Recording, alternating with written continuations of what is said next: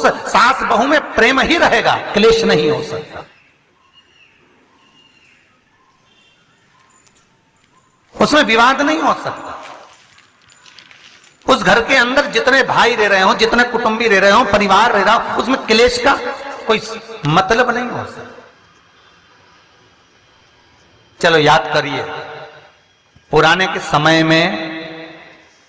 समय में कितना प्रेम होता था भाइयों में। सत्य बोलना, बहनों में, भाइयों में, बुआओं में इतना बड़ा परिवार और ऐसा प्रेम रहता था। कोई जमीन मांगे ना जायदाद मांगे, ना दुकान का हिस्सा मांगे, ना रकम मांगे, इतना प्रेम कहां से आता था।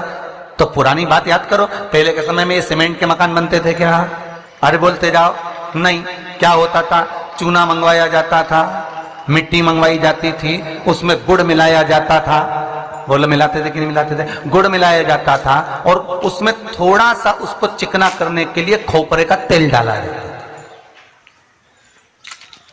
अब वास्तु रीति में तो हमने ये सब चीज छोड़ दिया, हमने ये सब चीज समाप्त कर दिया कि ना तो हम उसमें गुड़ मिला रहे हैं, ना कोई वस्तु मिला रहे हैं, बस सीधे सीमेंट खरीद के लाए और लगा दिया गया।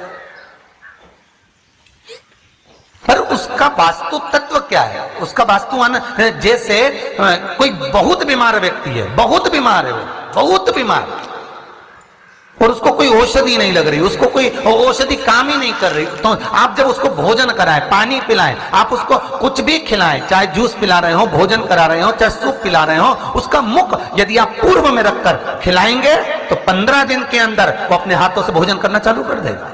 15 से 16वां दिन नहीं होगा।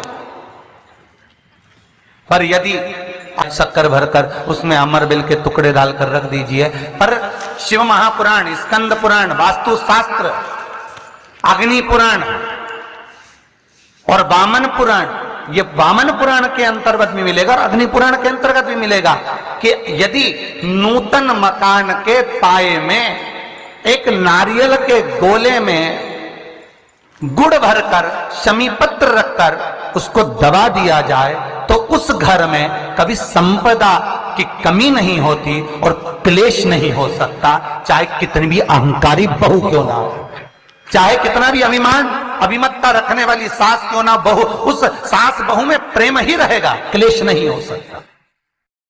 मी आहे KL राहुल। मला ऑडिओ